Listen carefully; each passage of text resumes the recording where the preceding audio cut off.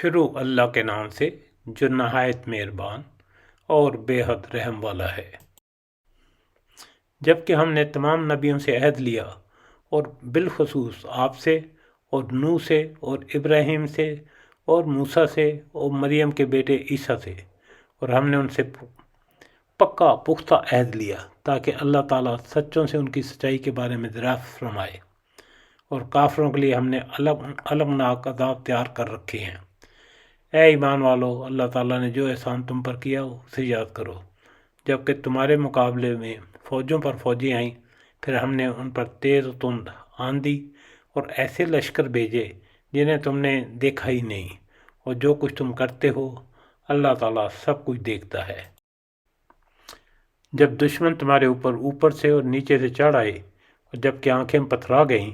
اور کلیجے منہ کو آ گئے، اور تم اللہ تعالیٰ کی نسبت طرح طرح کے گمان کرنے لگے، یہیں مومن آزمائے گئے اور پوری طرح وہ جھوڑ دیے گئے۔ اس وقت منافق کو وہ لوگ جن کے دلوں میں شک کا روگ تھا کہنے لگے، اللہ تعالیٰ اور اس کے رسول نے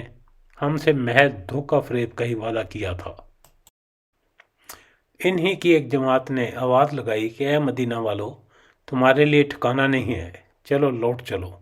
اور ان کی جماعت یہ کہہ کر نبی صلی اللہ علیہ وسلم سے اجازت مانگنے لگی کہ ہمارے گھر غیر محفوظ ہیں، حالانکہ وہ غیر محفوظ نہ تھے، لیکن ان کا پختہ ارادہ بھاگ کھڑے ہونے کا تھا، اور اگر مدینہ کے طرف سے ان پر لشکر داخل کیے جاتے، پھر ان سے فتنہ طلب کیا جاتا تو یہ ضرور اسے برپا کر دیتے اور نہ لڑتے مگر تھوڑی مدت۔ اس سے پہلے تو انہوں نے اللہ سے عہد کیا تھا کہ پیٹ نہ پھیریں گے، اور اللہ تعالیٰ سے کیے ہوئے وعدے کی باز پرس ضرور ہوگی۔ کہہ دیجئے کہ اگر تم موت سے یا خوف قتل سے بھاگو تو یہ بھاگنا تمہیں کچھ بھی کام نہ آئے گا، اور اس وقت تم بہت ہی کم فائدہ اٹھاؤ گے۔ پوچھئے تو کہ اگر اللہ تعالیٰ تمہیں کوئی برائی پہنچانا چاہے یا تم پر کوئی فضل کرنا چاہے تو کون ہے جو تمہیں بچا سکے یا تم سے روک سکے؟ اور اپنے لیے سوائے اللہ تعالیٰ کے نہ کوئی حمایتی پائیں گے نہ مددگار۔ اللہ تعالیٰ تم میں سے انہیں بخوبی جانتا ہے جو دوسروں کو روکتے ہیں اور اپنے بھائی بندوں سے کہتے ہیں کہ ہمارے پاس چلے آؤ، اور کبھی کبھی ہی لڑائی میں آ جاتے ہیں۔